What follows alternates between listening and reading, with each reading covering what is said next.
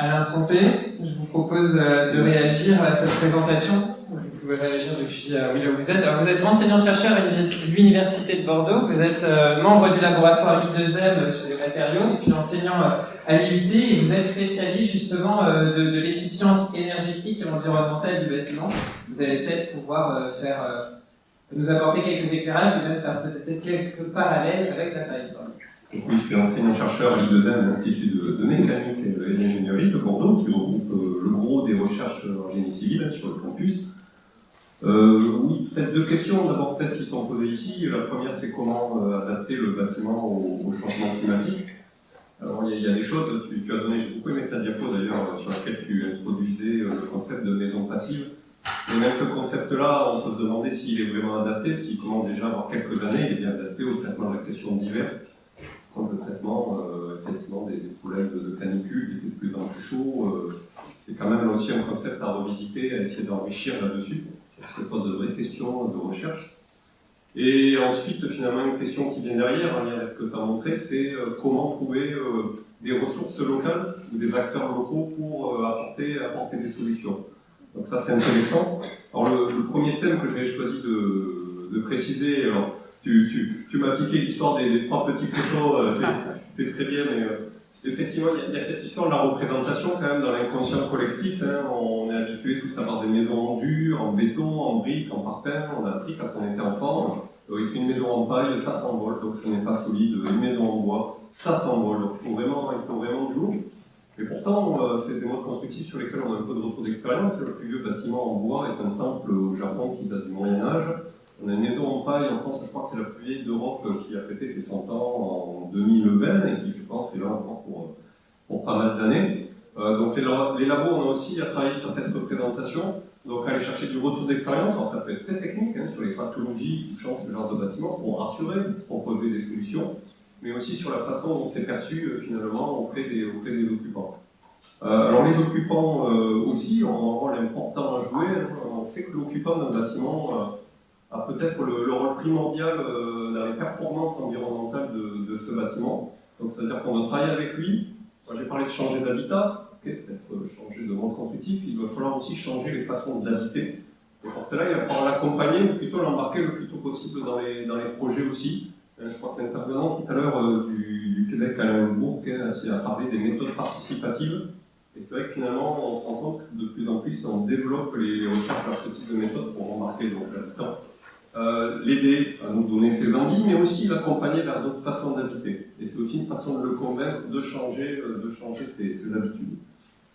Bon, il peut y avoir également des recherches très, très techniques, hein, très technologiques, pour aller, alors j'ai mis nouveaux matériaux sur mon cahier, j'ai mis entre guillemets, hein, parce que des fois ce sont finalement des matériaux assez anciens, qui s'appelle la terre crue, c'est un des plus vieux matériaux utilisés par l'humanité pour faire des bâtiments.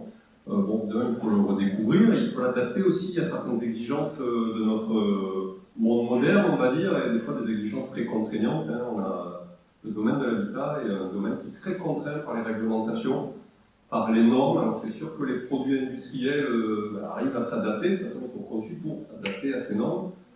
Pour les matériaux locaux, c'est parfois un peu plus difficile, donc ça peut être intéressant aussi d'accompagner les acteurs dans cette démarche.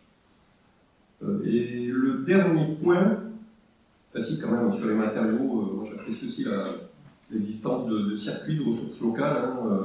Non, c'était mon dernier point, c'était sur pas le manque de compétences, mais l'obligation aussi de redévelopper les compétences. Un maçon, il y en a qui vont essayer de s'adapter à d'autres façons de construire que prendre des parpaings ou des briques.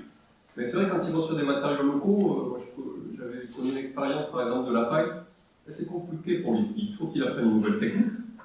Il va le faire, mais il faut aussi qu'il apprenne à maîtriser en fait son approvisionnement. Et c'est vrai que c'est moins simple d'aller chez son fournisseur de matériaux industriels. D'où le rôle là de tous les circuits, hein, comme celui que tu nous as présenté. Il y en a aussi sur la paille dans le nord de l'Aquitaine, hein, qui va effectivement du champ au chantier, hein, donc des agriculteurs finalement aux maçons.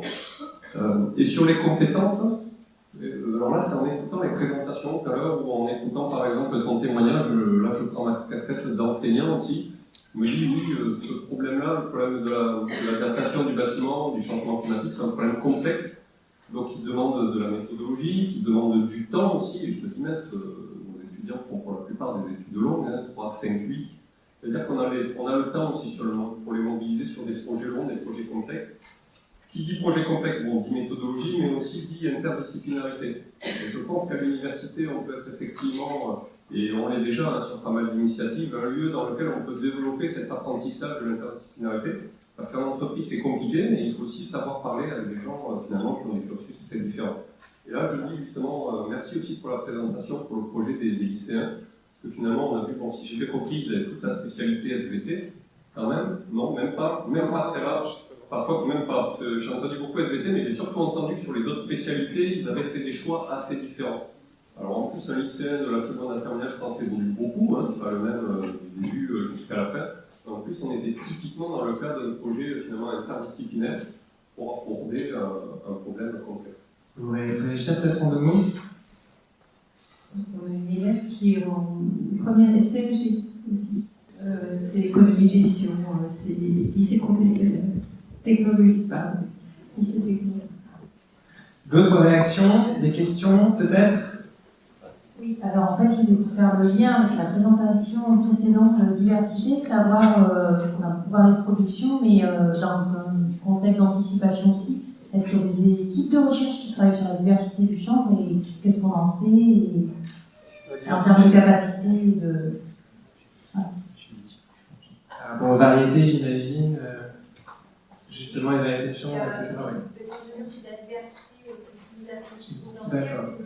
Alors, je ne vous cacherai pas que le chanvre est intimement lié à celle du cannabis, ce qui est aussi une autre des représentations sociales que j'étudie avec cette thèse. Le chanvre, donc du coup, les semences de chanvre sont très réglementées, évidemment.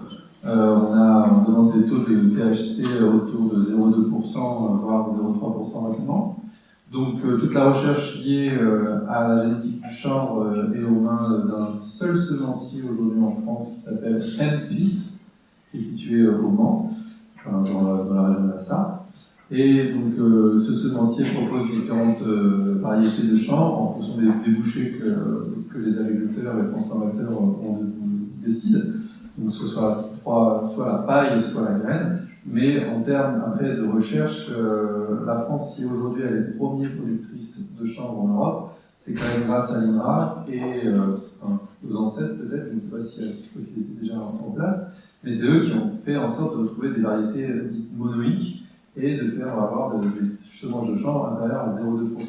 Ce qui a permis de répondre aux réglementations imposées par l'OMS et qui est impliqué à avoir des semences de chanvre autour de 0,2%. Mais c'est aussi cette réglementation qui a fait que le chanvre et l'industrie du chanvre et la filière chanvre au monde a périclité, c'est-à-dire que cette liaison avec le cannabis a été l'une des premières, entre guillemets, armes contre cette production.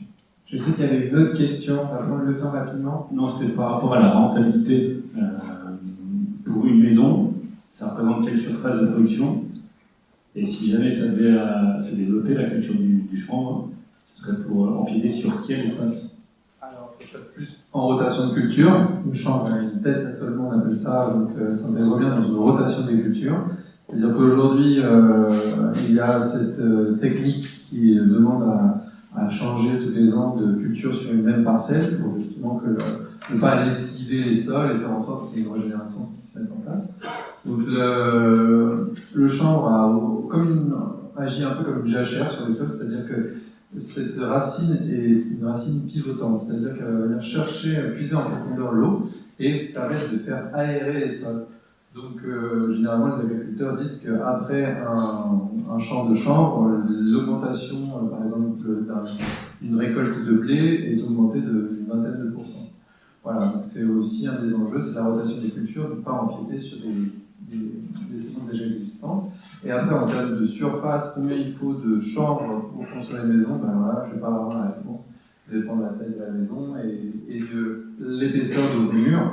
Mais après, en tout cas, ce qui est intéressant avec la chaîne VOT, donc cette matière paille, c'est que ça reste un coproduit du chanvre.